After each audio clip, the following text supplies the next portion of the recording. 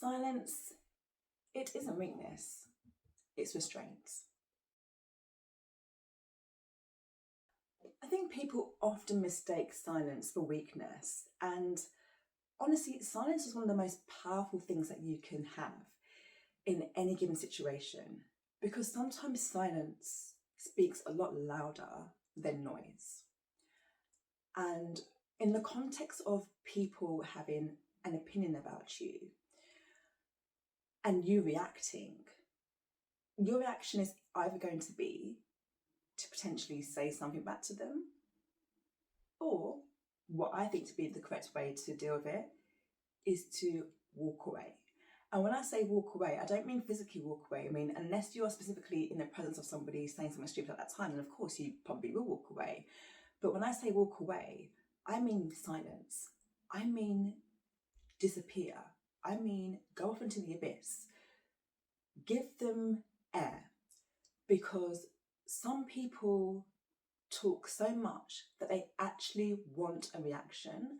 And when you give them a reaction, you feed, there you go, you feed whatever it is that they want to gain out of the situation. And reacting to most things, honestly, just drains your soul. It wastes your time. If somebody says something about you and you want to react, I would challenge you to, one, stay silent as your reaction, but two, within that silence, focus on your goal. Focus on your goal.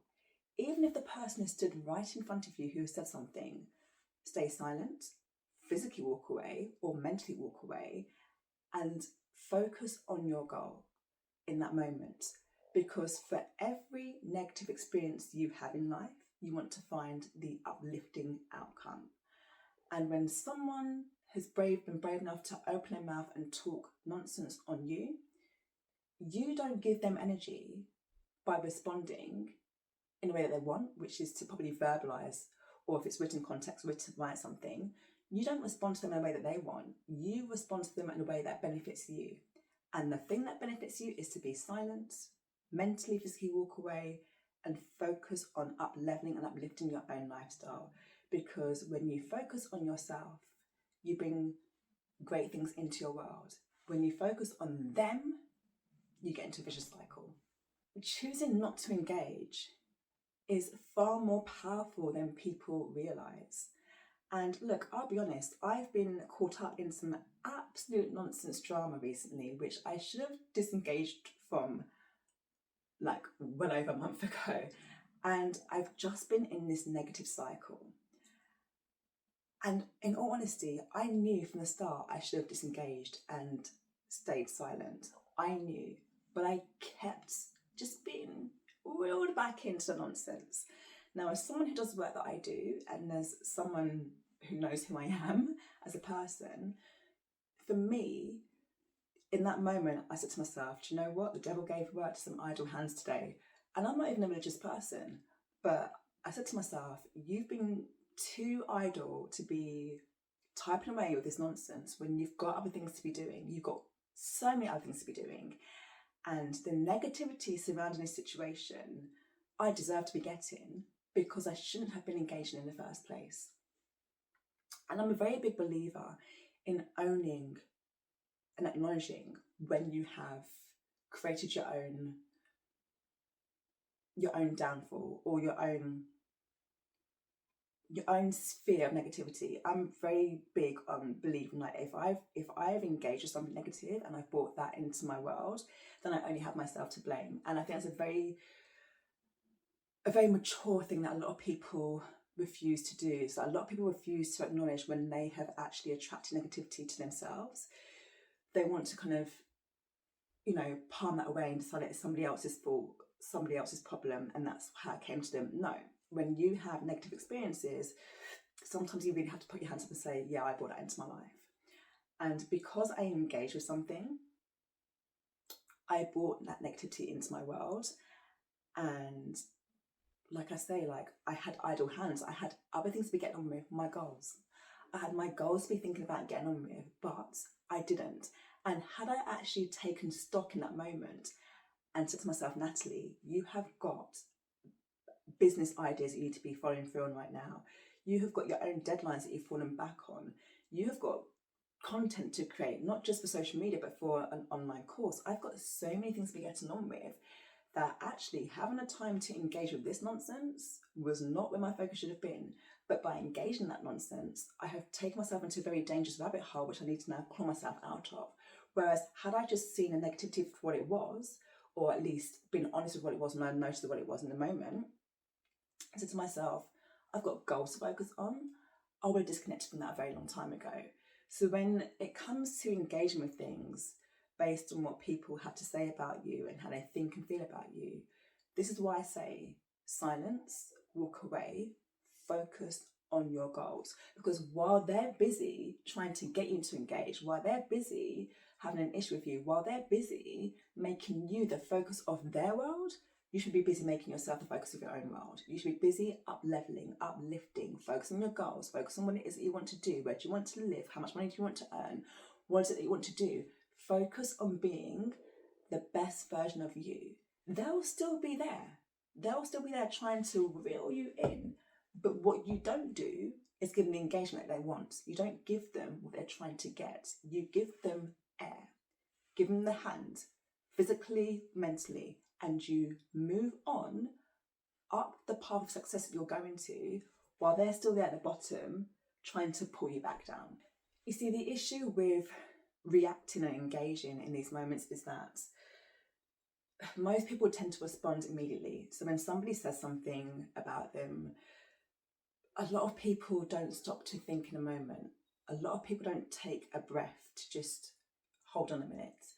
They react immediately, and that's a major problem. People react from feelings. I said it before, you're only human, but feelings can be controlled.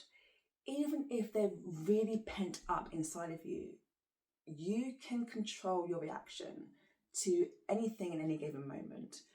But the problem is that people generally tend to react immediately, and when they react immediately, the words that come out might not be so nice, or just the behaviour might be quite toxic, negative in some way. And again, I said a moment ago, sometimes people, for their own egos, they want a reaction from you. They want to know that they've actually hurt you, that they've touched a nerve. So when you react immediately, you actually really tell them that they've achieved what they wanted to achieve. Now, not everybody has that agenda. Not everybody's trying to get a reaction out of you. Sometimes people say things because it's what they actually believe of you, and that's a them problem, or they're just annoyed at you for some reason. And again, that's a them problem. But yes, there are some very deceptive people out there, some very mean-spirited people out there who genuinely want you to react to make them feel better about themselves. You're not going to really know who you're dealing with unless you know the person quite well and know that they've done that sort of thing before. But normally you're not going to really know who you're dealing with, whether there's somebody who wants to get a reaction out of you or someone who's just mad for whatever reason. It doesn't really matter which one it is that you've come across. When they have an issue with you, if you react immediately, you feed their narrative, you feed their ego, you feed them energy that needs to be deflected and put elsewhere. Therefore, reacting immediately in this context should be your silence. That should be the only reaction you have, or walking away physically or mentally. But when you actually react with anger, with defending, with talking to them, it's often a lost game, because the minute you start to kind of get reeled into that stupidity, you've kind of lost who you are. And I just said defending a moment ago. It's the next point I'm coming to. Defending yourself is wasted energy on people who don't know who you are. And I'm talking about your family and friends too, not just complete strangers. Defending yourself is a waste of time. Defending yourself is honestly pointless in an argument that you didn't necessarily start, or in a situation where you weren't trying to say something about yourself to make others believe that of yourself. No, someone said something about you to believe of you. Defending your honour means nothing to people who want to see wrong in you. Like, when you realise that someone's opinion of you is their opinion, one, it's none of your business, but it's their opinion, you can't really change people's opinions. Even if they know deep down inside they're wrong, you can't change their opinions, because once they've decided they've got an opinion about you, that's their opinion about you. And no matter how much you try to change that opinion, it's never going to happen. And I'll give you a really quick example. I had a friend back in the day in college who would always call me angry. Now, once upon a time in life, I might have agreed with that. I might have said, yeah, I probably was angry. I wasn't very happy. But even as I got better as a person, I up-leveled in so many ways, especially because we knew each other for 10 years. So during those 10 years, I was not the same person they met at the start of 10 years, to the point in which I got rid of them as a friend. But they always called me that over a 10-year period, always called me angry. And I was just like, do you know what? That's what this person wants to see of me. That's how they want to view me. It doesn't matter what I say, like in terms of defending myself to a so-called friend. They're never going to change that opinion. They met me at a time in my life where I wasn't very happy. That's when we became friends. I was in college. I wasn't very happy. And unfortunately, when I left college and went into the workplace, I still wasn't very happy. But that wasn't for a whole 10-year period. Maybe 3 or 4 years at the most. But they kept on projecting or saying this about me throughout the whole of the time that I knew them. And I maybe at one point used to defend myself in that situation. And then after a while, I was just like, I can't be bothered with them, because this is what they want to see of me. I can't be bothered. And it was just a waste of time trying to defend myself against somebody who wanted to hold a narrative of me for the end of time. They wanted to continue to hold this narrative of me until whenever it was that we parted ways. So I decided we were going to part ways when I turned 30, because I'd had enough of their consistent kind of attitude to not seeing the change in me. But that was them. That was them problem. They wanted to actually see me be little. They never wanted to see me grow, because when I outgrew them, it made them mad, and it made me realize that actually it suited them to see me in that way. It suited them to keep that label over me, because it meant that they were above me in their own mind. So they wanted to see me as something smaller than what I was. Therefore, when I started getting bigger and greater, they only ever wanted to see me as that angry person, because that's who they wanted me to be forever. And that's just a quick example I'm going to give you, is that sometimes when you try and defend yourself, defend your honour to people, you've got to realise that they don't want to know who it is that you think you are. They want to know who they think you are. Now, are you going to waste your time trying to change their mind every time they have that opinion? Or are you just going to get on with your life? And I'm talking probably mainly about people that you know, so friends and family. But strangers will have an opinion of you as well. And that's kind of like a fly-by-night opinion. But if they're an absolute stranger, that's even more of a waste of energy to defend yourself to them, because strangers aren't people you're likely to see again. Strangers are here today, gone tomorrow. Who in their right mind has got time to waste on defending themselves to a complete stranger who's going to be irrelevant in about a minute's time? It's wasted energy. Wasted energy. Defending is pretty much along the same lines as explaining, although explaining can sometimes be a little bit more detailed. Sometimes people feel they've got to explain who they are to others, like, no, but this is really who I am. Defending is probably defending on what was said, like whatever the opinion was, like defending like saying, oh, well, that's not who I am. But explaining is going into a lot more depth. No, this is who I am. Like, please like me, please love me. This is who I am. You don't need validation from anybody. You don't need to make people like or respect you or validate you, especially when they've already offended you. If somebody has said something about you that's not true of you, they've already crossed a line. They've already decided that's who you are. And they're telling you that's who you are. So what's the point in explaining who you are to somebody who doesn't want to know who you are?